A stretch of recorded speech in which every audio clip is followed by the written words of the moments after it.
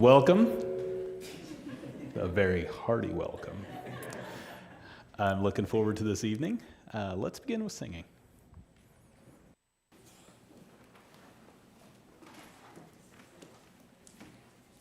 My wife asked me if I was picking any vocational songs. So she had any suggestions, and she said no. But we'll start with 94, "Oh, What Matchless Condescension." This song speaks to just the glory of God. If we study his character, if we look at who he is, we get a very robust image. And I think that can then inspire the work that we do. And then we'll move to 360 then, "God of Grace, God of Glory." Not necessarily more speak to the church and her mission, but also asking God for empowerment for daily work and living. Bear with us as both of these are 5-verse songs, but it gives others a chance to learn as well. 94, "Oh, What Matchless Condescension." Oh, what matchless condescension the eternal God displays, claiming our supreme attention to his boundless works and ways. His own glory he reveals in gospel days. His own glory he reveals in gospel days. In the person of the Savior, all his majesty is seen. Love and justice shine forever, and without a veil between. We approach him and rejoice in his dear name. We approach him and rejoice in his dear name. Would we view his highest glory, here it shines in Jesus' face. Sing and tell the blazing story, all ye ransomed saved by grace. And with pleasure bid the guilty him embrace. And with pleasure bid the guilty him embrace.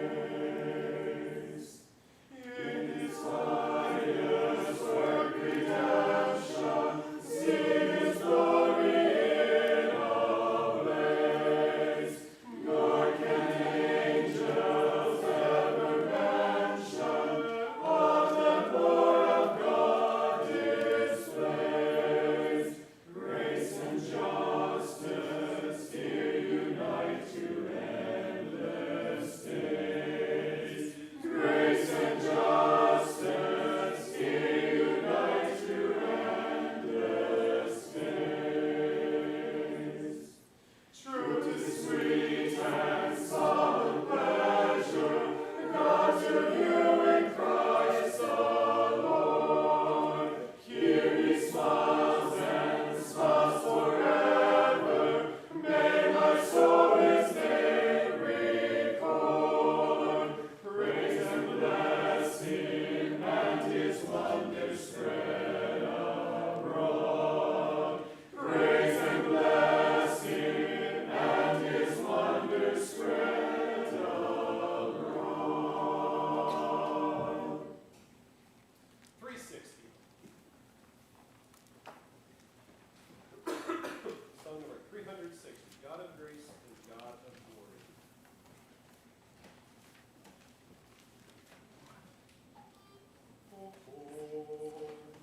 God of grace and God of glory, on thy people pour thy power, crown thine ancient church's story, bring her bud to glorious flower.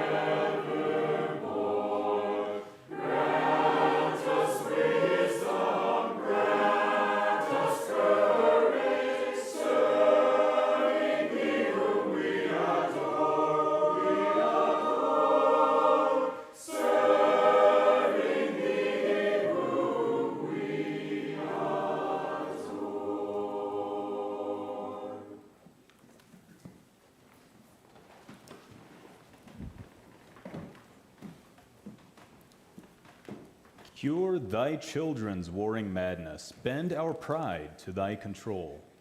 Shame our wanton, selfish gladness, rich in things and poor in soul. Grant us wisdom, grant us courage, lest we miss thy kingdom's goal. Lest we miss thy kingdom's goal.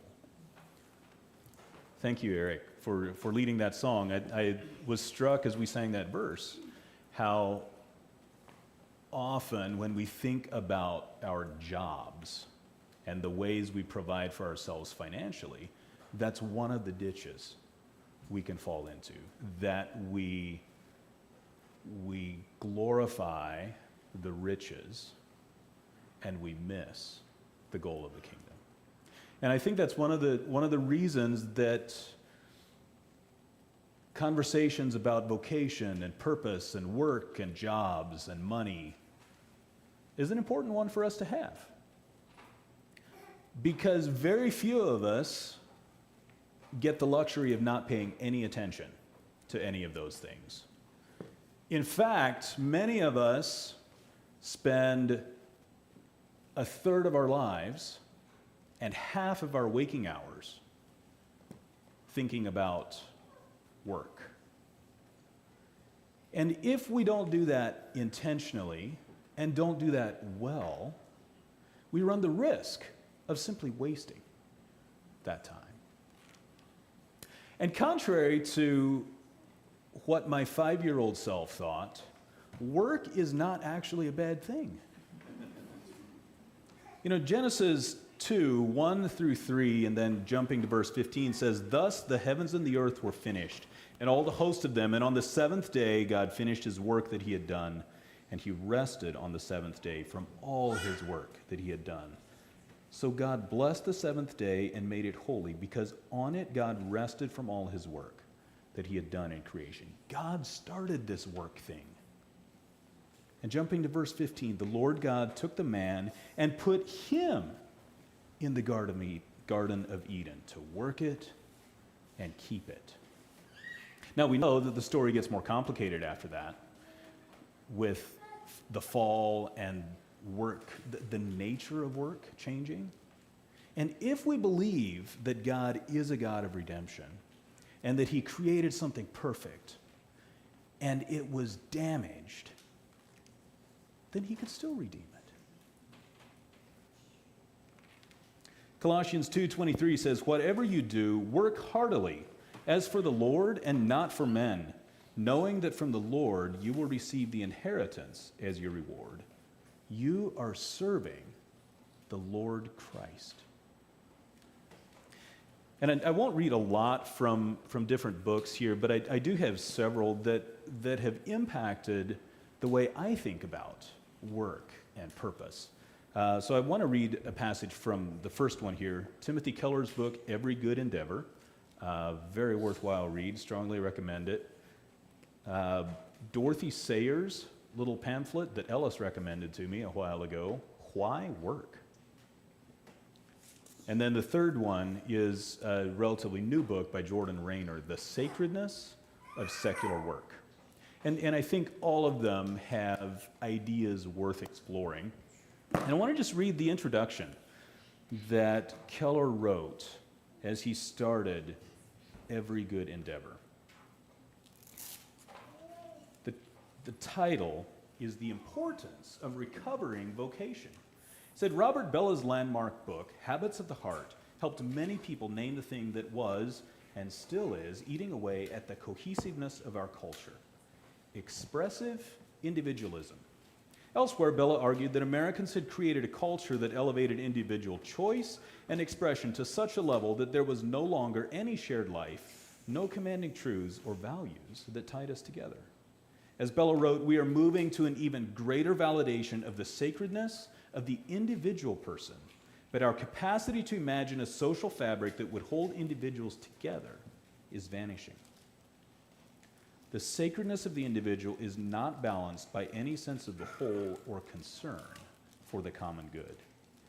But near the end of Habits, the author proposes one measure that would go a long way toward reweaving this unraveling culture. To make a real difference, there would have to be a reappropriation of the idea of vocation or calling, a return in a new way to the idea of work as a contribution to the good of all, and not merely as a means to one's own advancement.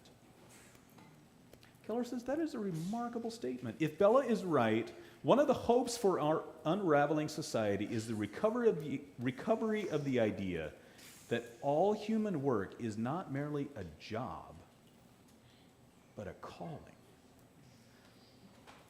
The Latin word vocare, to call, is at the root of our common word vocation. Today, the word often simply means a job, but that was not the original sense. A job is a vocation only if someone else calls you to do it, and you do it for them rather than for yourself. And so our work can be a calling only if it is reimagined as a mission of service to something beyond merely our own interests. As we shall see, thinking of work mainly as a means of self-fulfillment and self-realization slowly crushes a person and, as Bella and many others have pointed out, undermines society itself. But if we are to reappropriate an older idea, we must look at that idea's origin. In this case, the source of the idea of work as vocation is the Christian scriptures. And so, taking our cue from Bella's challenge, in this book, we will do what we can to help illuminate the transformative and revolutionary connection between Christian faith and the workplace. We'll be referring to this connection and all the ideas and practices surrounding it as the integration of faith and work. And I apologize for spending so much time reading, but he says it better than I could. And I think often I have wrestled with how to think about my work, my identity as a Christian, and what it looks like to take all of me everywhere I go. And Rayner talks in his book about this idea of work as an instrument. So I re-listened to the last topic that you had here. And isn't it neat that somebody was planning to open this evening? I think that's cool. So I apologize for that. That was my bad. But I really enjoyed hearing Karen and Arlen kind of unpack some of these ideas. And one of the things, I didn't hear all of the comments from the audience, but one of the ideas that came up is that work gives us opportunity to interact with other people. And Rayner talks about that, and he calls it an instrumental use of work, that it gives us opportunity to be in connection and relationship with others, where explicitly we can share the gospel. And that's certainly not a bad thing, but I believe he makes a really compelling case that work is noble and valuable for more than its instrumental use. There is nobility and value in the work itself because God created it. We have ruined it, and we get the opportunity to step back into partnering with God in redeeming that.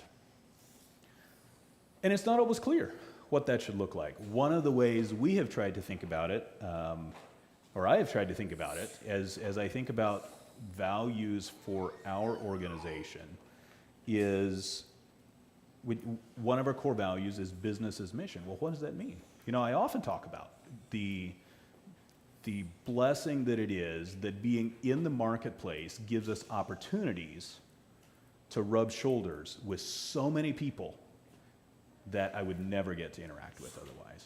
So I think there is instrumental value in the work, and I think it's more. And this is how I've tried to think through that. I say that our work matters because it is an act of service and worship to God, and we honor who He has created us to be by using our best gifts at work. We affirm that excellence in business is a noble and a godly pursuit, and reject the false dichotomy of choosing sacred or secular values in business, rather believing that faith in God and His goodness provides the lens through which we view all issues and decisions. And that certainly isn't intended to be an authoritative view of what this should mean. But that's how I've tried to think about what is our work? Why does it matter? And why does it matter how we show up to that? So I'm looking forward to a conversation tonight with a number of different people, most of whom you have heard from somewhat already. For a variety of reasons, Karen asked to not participate in this panel discussion with really good reason. So Joe has graciously agreed to step in and share some of her perspectives. And so looking forward to that. I think at this point, we will pause for prayer requests. We'll spend some time in prayer, and then I'll invite the panel up, and we will get started with that portion of the evening. What's on your mind? What would you like to share as prayer requests?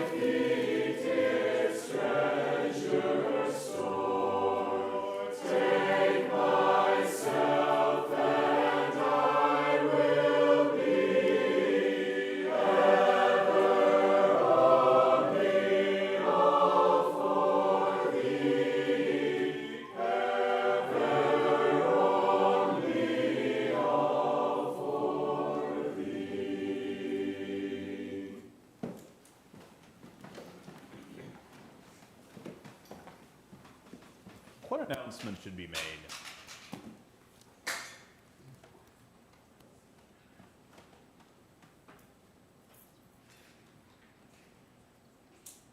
If there are none, I'll ask the panelists to come forward and take a seat, and we will get started. And as they come up, I want to just kind of set some expectations. One of the concerns I heard from some of these fine folks, I think it's fair to say that there were some concerns about serving on this panel.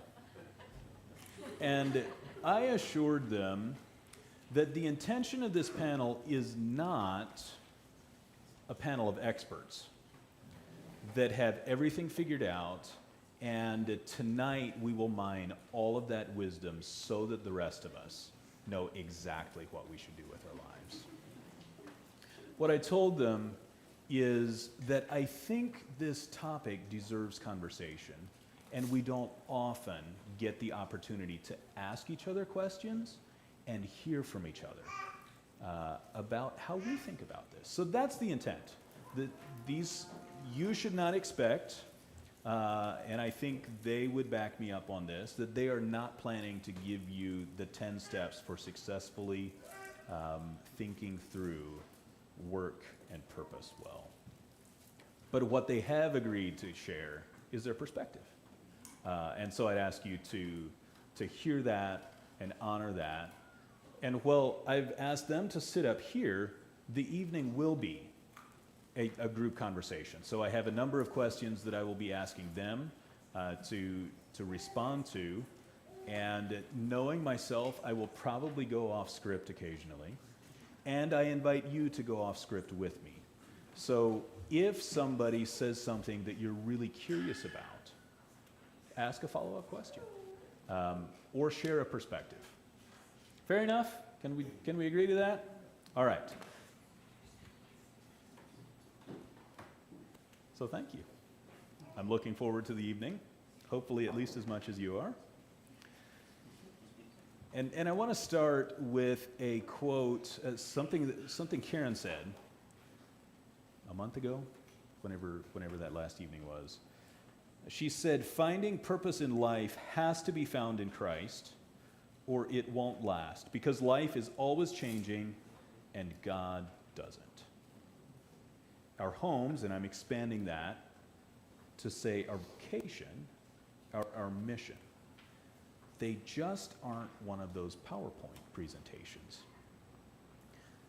So I'm curious, and I am happy to pick on people as needed, but I'll start with an open invitation by saying anybody that wants to grab a mic and respond to this can. I'm curious, especially when the work feels a lot like work. How do you stay grounded in the purpose of Christ?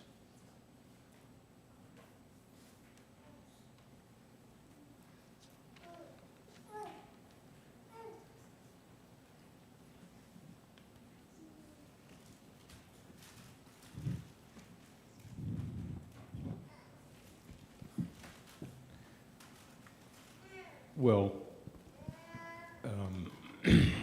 you know, the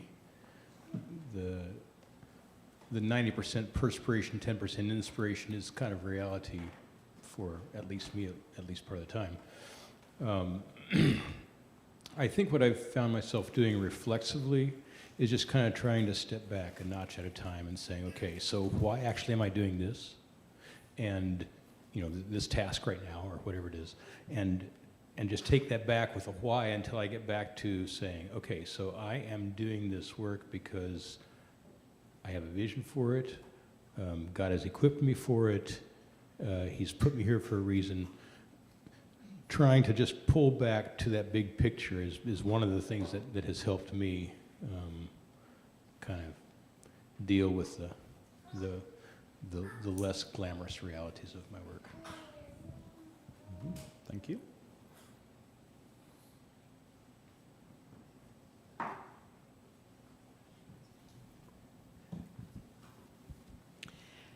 I thought of the verse in 1 Corinthians 15:58. Always give yourselves fully to the work of the Lord, because you know that your labor in the Lord is not in vain.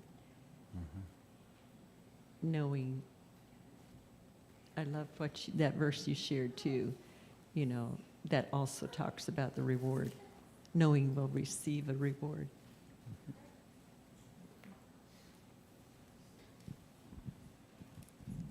Well, I just wish Karen would be up here instead of me.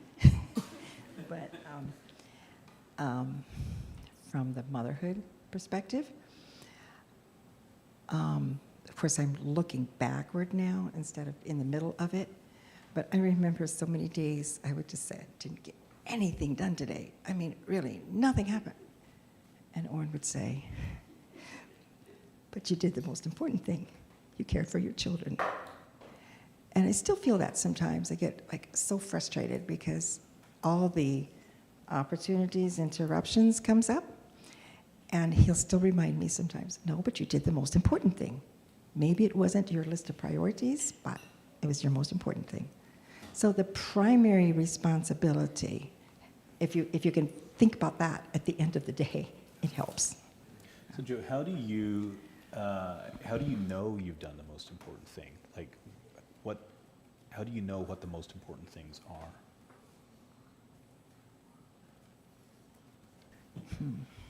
See? Okay, I started thinking about these things today. So this is top of my head kind of not thought through answers. That is not accidental. Oh. Anyway. It's what God calls you to. It's what God calls you to. And that might look differently at different stages of your life, because when our children were all home and, was busy with my children, that was my first primary responsibility. Now it looks a little different, and I kind of have to figure that out. Mm-hmm. Mm-hmm. I still think people in ministry is still pretty high on my priority list. So people, serving people, I unpack that for me a little bit more. What does people in ministry mean? Okay, now you went. So I have struggled with that. I have really struggled with what are my responsibilities, what are my priorities. And Shane's asking me, because we had a conversation about this the other day, last night actually. I could get really overwhelmed, especially in this stage of my life, because I don't have children at home anymore, and I have a lot of discretionary time. At least other people think so. And so there's all these requests and all these opportunities, but it gets really overwhelming. I can't do them all. And the other thing is that I get burned out. I am naturally an introvert. I am not an extrovert. I want to be out there all the time. I do need time at home. And so I had to sit down and really think this through. It happened last fall. I was in a Bible study, and the soul training exercise for the week was to figure out what our priorities are. And that helped, because when I actually listed the 6 things that were the most important things for me to do, then I had peace. And I just reviewed those again, because at the bottom of that list I said 3 requests per week. Well, that's really hard to say, okay, I've already done 3 things this week. No, I can say no. But it does help me to say, no, even if it's,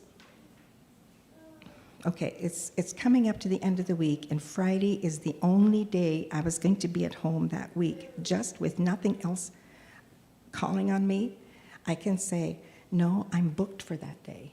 That is the day I'm going to be the keeper at home. And it gives me freedom and peace, and I can do it without guilt. Yeah. Thank you. Mm-hmm.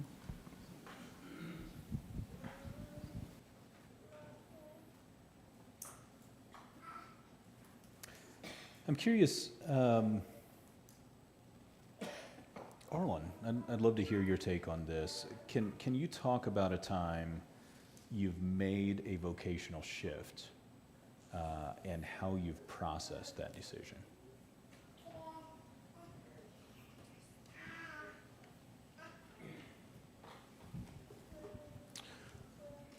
Well, since I'm married, I've made basically 3, but you can kind of look at them as 2.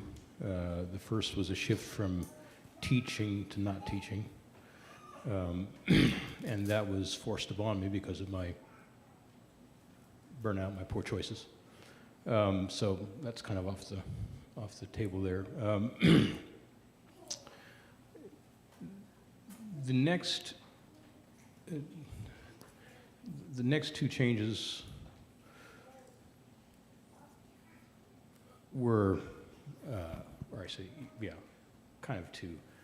The first was working with my father in construction, and then after I hurt my back, I went to working at Golden Rule Travel. Those were, the first one was kind of automatic because I came home and needed something to do, and Dad needed the help, and so they just kind of worked out.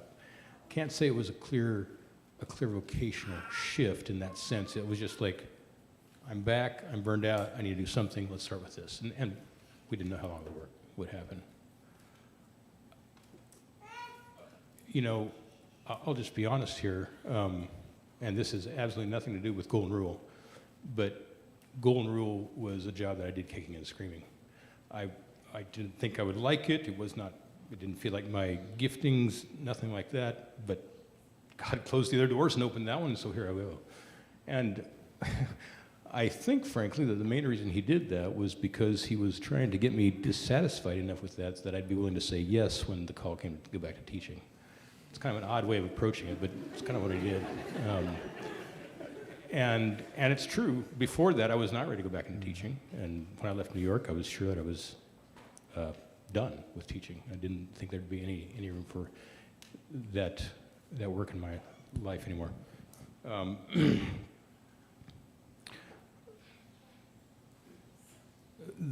When the opportunity came to return here, once again, it was initially barely a vocational choice because it was a call from the community and from the school, something urgent. And we said, sure, we'll do it for 1 year.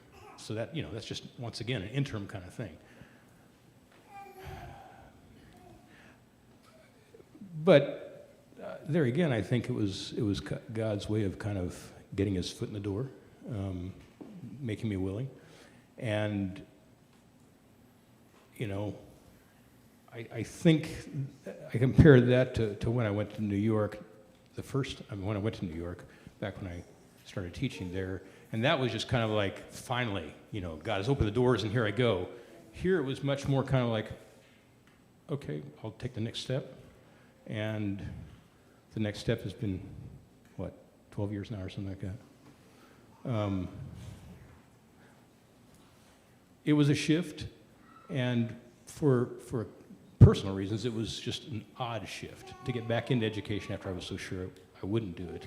And all I can say is, well, God figured out how to make that happen, and so I did it. Mm-hmm.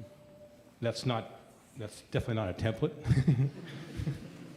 Yeah, so Arlen, you can weigh in on this if you want to, or anybody else can. I'm curious. I don't remember exactly how you framed it, but an interpretation is that your time as a travel agent was necessary to get you dissatisfied enough to do what you should do. And I'm curious about how we think about the interplay of interest and passion and energy and commitment and faithfulness and just doing what needs to be done, right? And I think growing up in this community, I've always heard a lot of appreciation for the people that just do what needs to be done, whether it's fun or not. And I'm curious as we think about vocation and what we do for work, and I know some of you address this in your sessions, but what is the role of I don't even remember what the word was, joy or like fit? How do we think about that?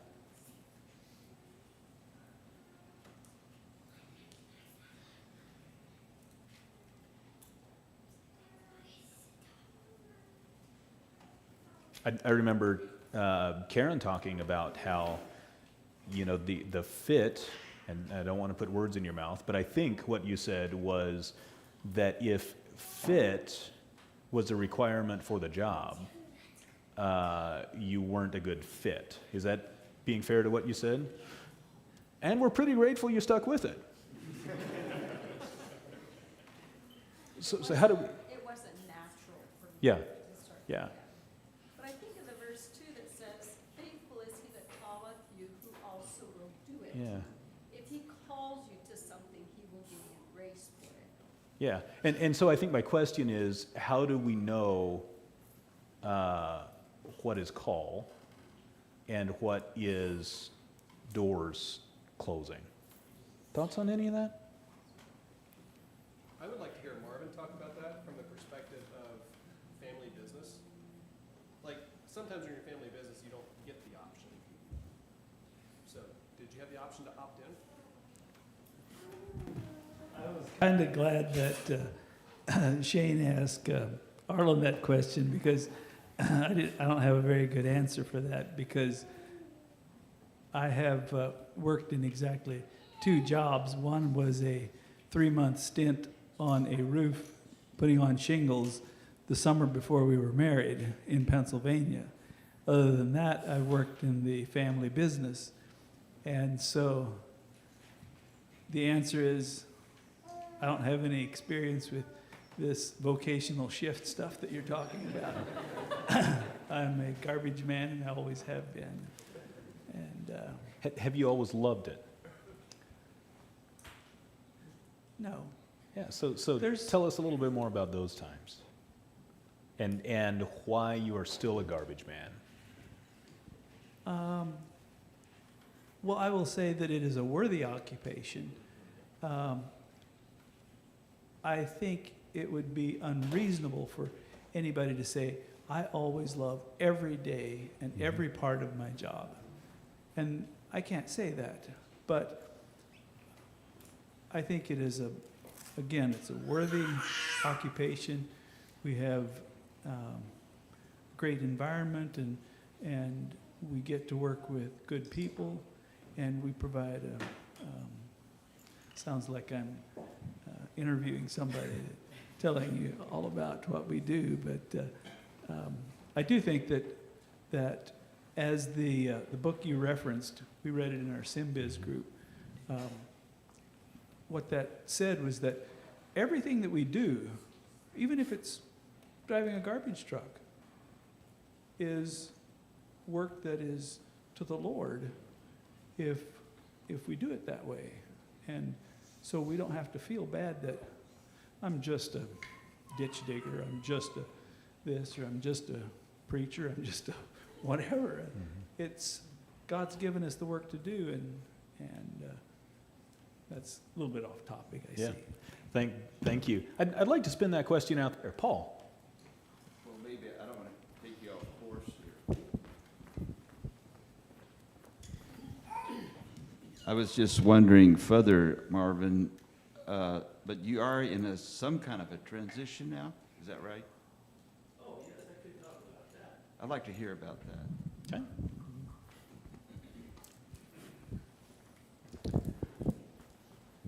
Well, 5 years ago, the brothers, Harold and Arnold and Marvin, sat down and said, what are we going to do in 5 years or 10? We don't want to wait till we're all 65, and that's not so far away as it used to be. And so we got some help from Anabaptist Financial, and Greg Wolf is our Anabaptist financial advisor, and he helped us work through some of the transition stuff, and we're in the transition right now. So I guess I can talk about that shift and how it is moving towards Marvin working himself out of a job. So I look at the way my father, and one of the things that was on the list here was who influenced you. And I have to say that my dad was an influence, and I look at his example and how he transitioned from being the brains behind the business and transitioned it to the boys. And we would grin because he'd tell his friends, "Yeah, I'm retired. The boys take care of everything." But then he'd show up for work every day, and so it was. But it was a shift. It was a shift for him, and as I look down the road a few more years, there'll be more shifting and there'll be more time for Marvin to go home early and so on. So I don't idealize retirement as a time to sit on a beach somewhere for long periods of time. Now, it is true that we are more able to go see our children in faraway places, and we are more able to travel and see family, etc. But this idea that, I got 5 more years, then I can retire and just do nothing. I don't think God planned it that way. Thank you.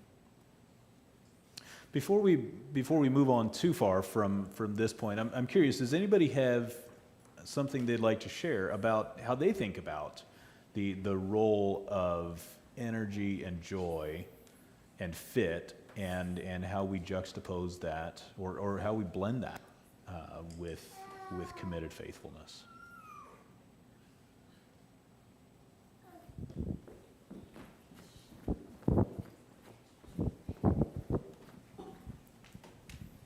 Well, after I left Hillcrest the first time, I was not interested in going back to my job offer at the restaurant. It didn't seem fulfilling to cook for these people compared to taking care of the elderly.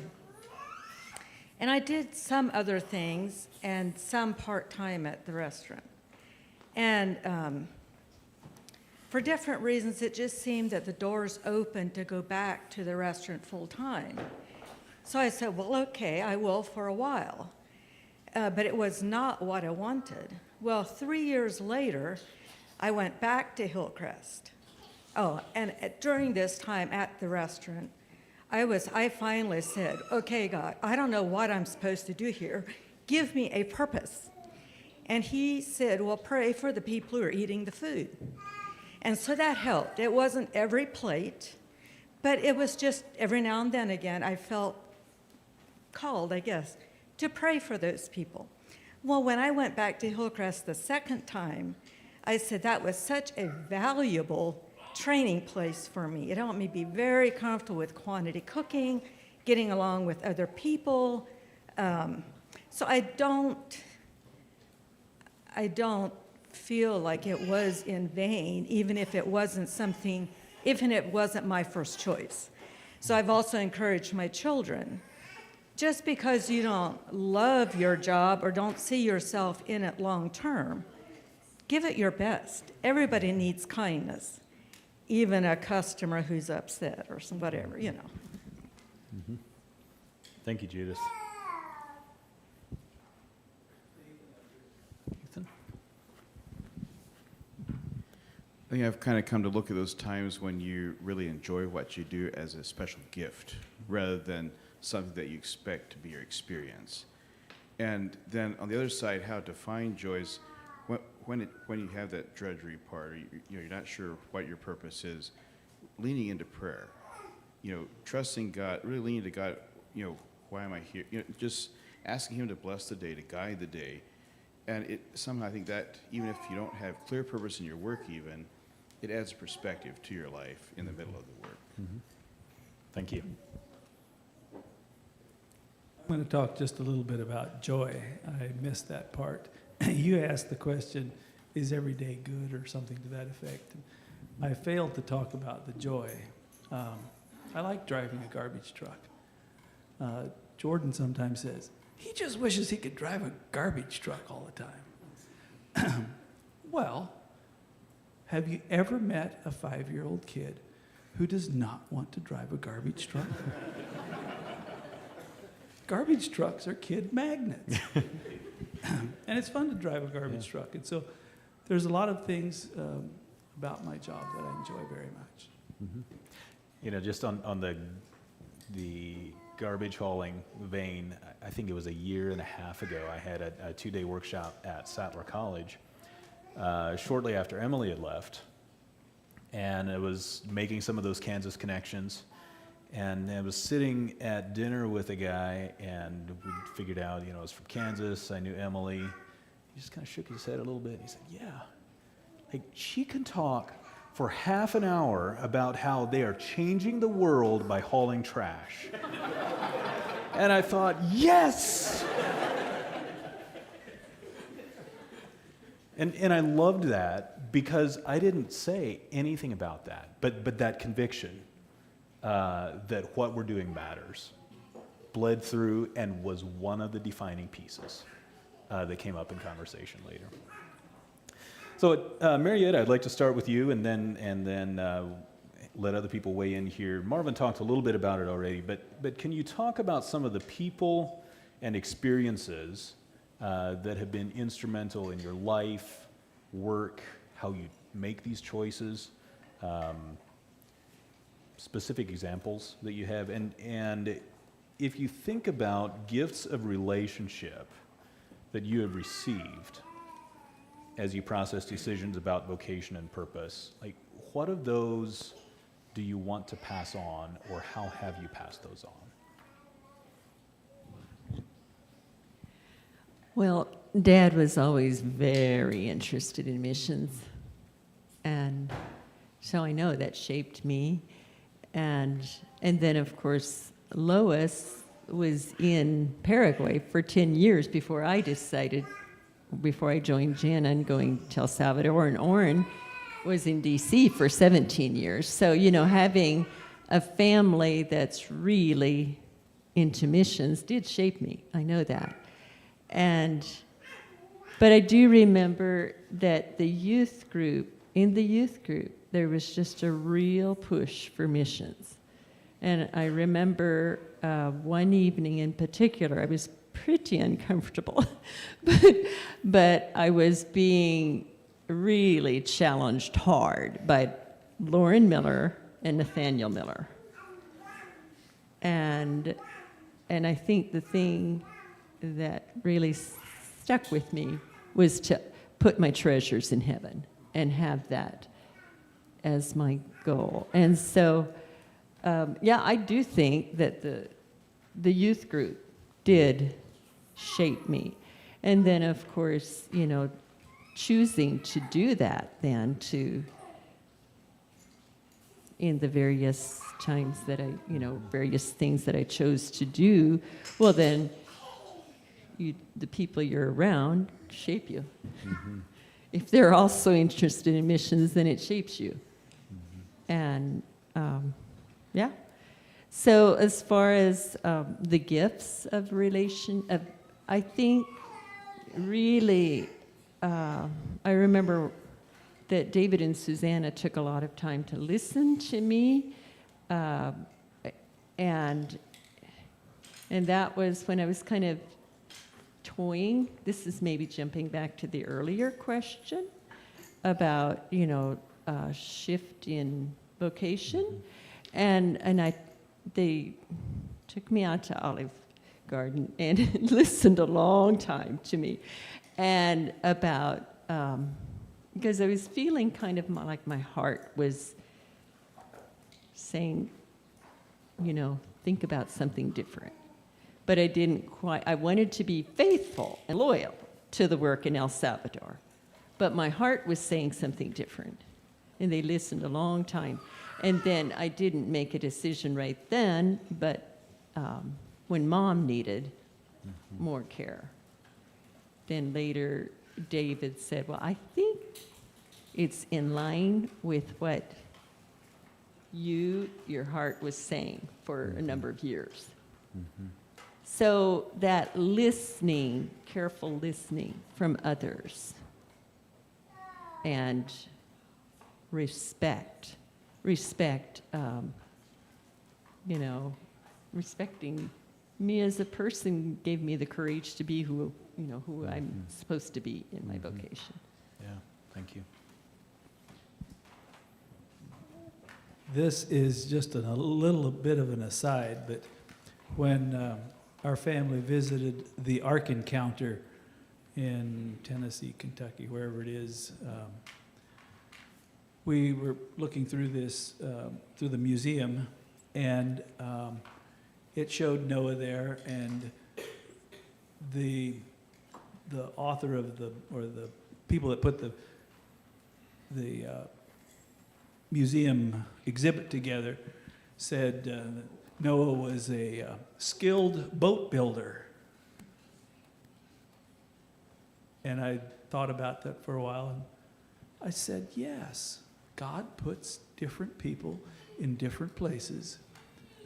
I think of the work that Matthew's in, and how he was very interested in, after he learned Spanish for a year in high school, he still studied Spanish and then worked in El Salvador and enjoyed and was good at languages. And now look where he's at. And look at Levi and his McDonald farm and the way that God is using those skills and the experiences that he's had. I think that might be a little bit of a sense of humor that God has too sometimes in pushing people, leading people into a vocation that we think, what in the world how does that work? And then down the road, there's a way that he uses us, and maybe we're teachers in a faraway place, and then we come back to the plains of Kansas or other fun things. So. Thank you. Yeah, I think some of the things you just said there, God might have a sense of humor, and, there might be other ways to interpret that as well. I look back at a year in my life that was probably one of the hardest of my life. And in so many different ways, I point back to that year as being one of the most pivotal turning points. I don't know that turning point is even the right frame. More things happened in that year that I connected with later than almost anything else. And I am all on board with the idea that God created us differently for a reason, and we honor him when we pay attention to that. And some really good things happen when we get out of our own way and don't make ourselves God and serve where we should. And figuring out which time is which, is I think work that we can all sit in and help each other with. Arlen, I'd love to hear from you. If you could go back and have a conversation with your 16-year-old self, what advice would you give yourself?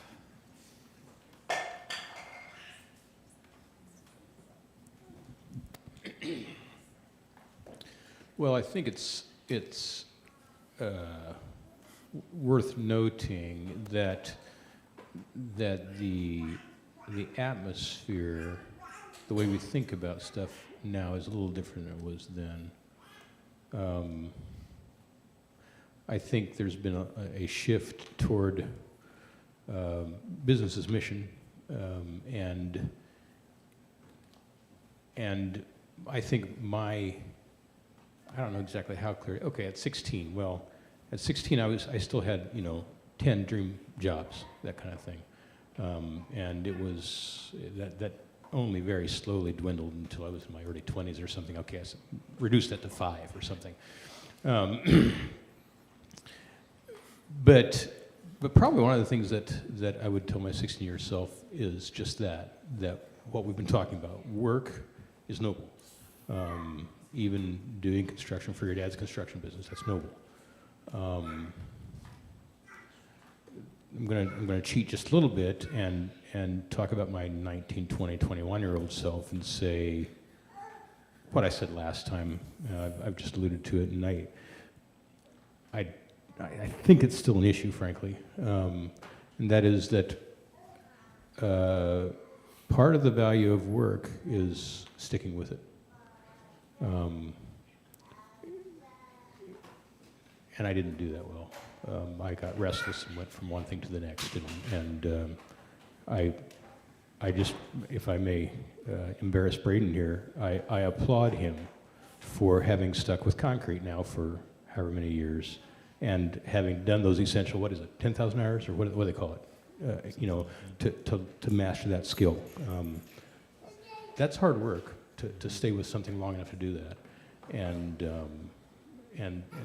and I would push my 16-year-old self and maybe other 16-year-old selves here to stick with something long enough and give it time to grow on you and those kinds of things, to get a good marketable, ooh, I'm not sure if I like that word, a good useful skill.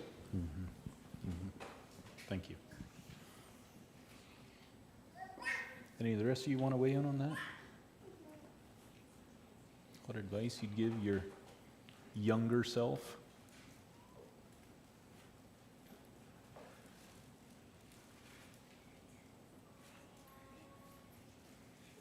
All right.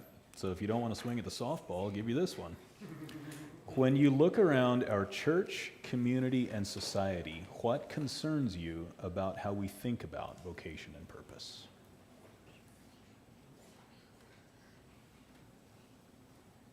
And I would love to hear from everybody on this one.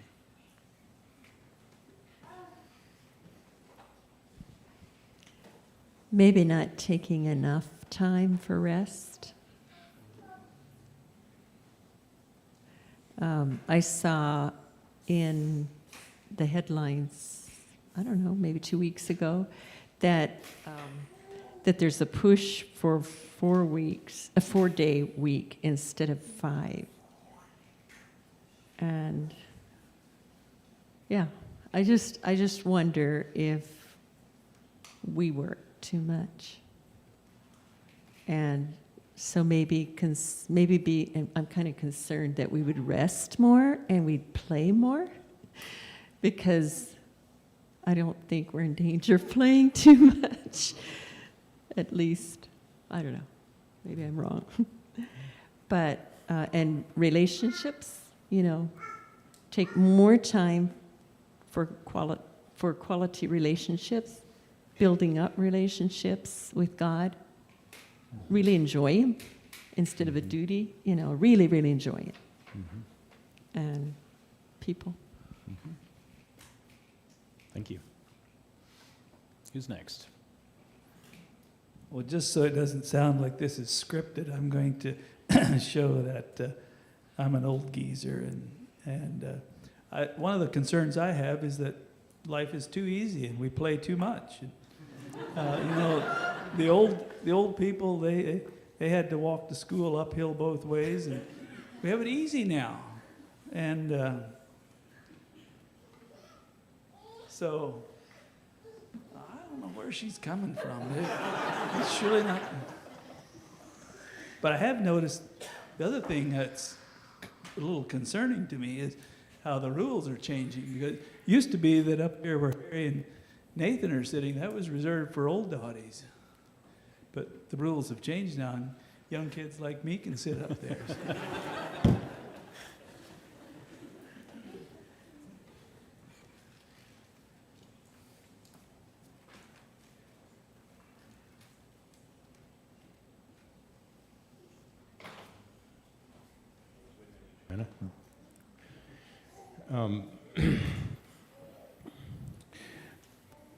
One of the things that I wanted to say last time relates to this,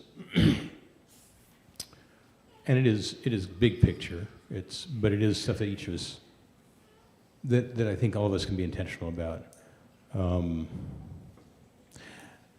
and that is on this issue of meaningful work. You know, we continue to move towards specialization. And I mean, I am, if I'm not mistaken, Jana, where are you? There are now, they have specialized medicine to where you have, like, I mean, is this a stretch? You have, I forget, this sounds almost extreme, but you have, I think I just dreamed this up, but I said sometime there's going to be a doctor that specializes on the right ear and somebody that specializes on the left ear. But what kinds of specializations are happening in medicine? I mean, it's extremely small areas, right? For instance, in orthopedics, you have people who do ankle and foot and neck, and it's very, you know, if you're an ankle and foot specialist, you won't work with hands. Yeah, and so you've got these experts, and I'm all for getting good at certain areas, but the big push there, okay, so the push for expertise is part of it, but another big push is efficiency, and I think I think the two things that I think drive the market probably almost as much as anything. Okay, not quite, but that drive business in key ways are efficiency and convenience. And I would say those should become watchwords for us. And just because it's more efficient does not mean it's better. Just because it's more convenient does not mean it's better. And I would urge us to think carefully about that as we're thinking about how we do our work, about how we design our businesses, and that kind of stuff. You know, it's okay if somebody does 3 or 4 different jobs for your business. It doesn't have to be that he does the same repetitive task, you know, 150 times a day. David Epstein, in his book Range, offers, I think the subtitle is Why Generalists Triumph in a Specialized World. Has some really intriguing thoughts on that, and he actually pushes really hard on the idea of that you mentioned earlier, the 10,000 hour expertise. He makes, in my opinion, a really compelling case that only applies in a completely repeatable, highly controlled environment, and broader experience and perspective, and has some great stories, actually may make us more effective than specialization. Joe, you have any thoughts on that? Well, my thoughts went in a little different direction from business.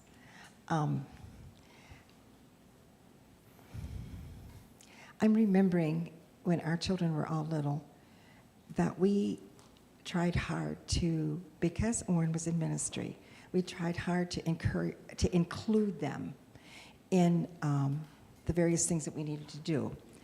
And that was a blessing. We did tech, remember tech? We just tried to do things together as a family. Because soon after we got married, we made this, because we were still in VS in DC at the time, and Orrin was pastor, and I was kind of struggling with, quote, giving up my career in education. I was on track for a career in education. I had lofty goals like designing some program to teach teachers, especially in our smaller churches, who wouldn't commit to 10 years of, 2 years, 4 years is what I meant, of college. Well, lo and behold, Faith Builders started. So that, kind of took that one. But I was struggling with that. How do I find purpose as a mother, as a support to my husband? And Orrin and I made the conscious choice that I would not be involved in ministry unless he was able to cover at home. Like if he was there to cover with the children, then I could teach Bible class or whatever. And then at the same time, we tried to find ways that we could take our 3 and 4 year olds and our 2 and 3 year olds and do things together.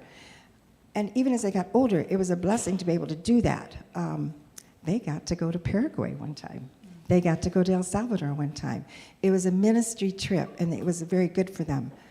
I'd like to see that kind of vision with our young families. I'd like to see our young families find a ministry that they can do with their children outside of this church. I don't know if maybe that's dreaming too much, but I really would like to see that happen. It's great for them to be involved here, but I think it does something for children when we expose them to people who are not quite like us, and teach them to love and care for them. So that's kind of where my mind went. So we are reaching a time boundary here. I want to hold a little bit of space for last comments, for things that either when you were speaking in your initial presentation or this evening, you wished you would have said, didn't get a chance to.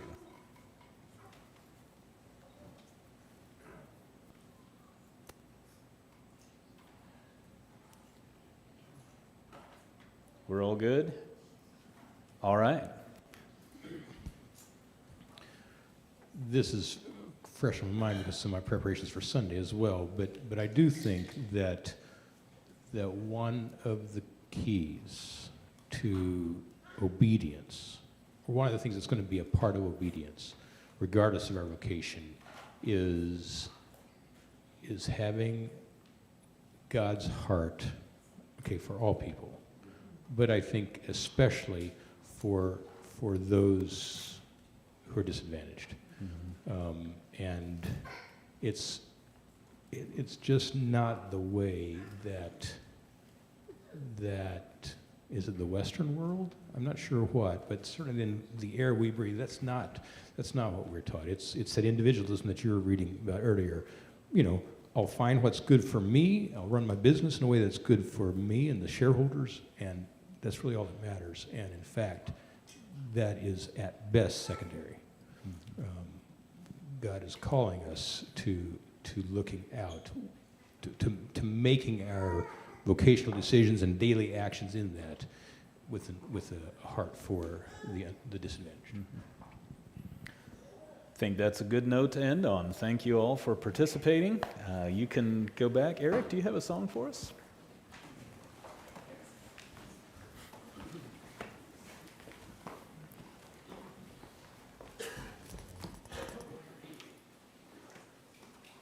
Song number 895.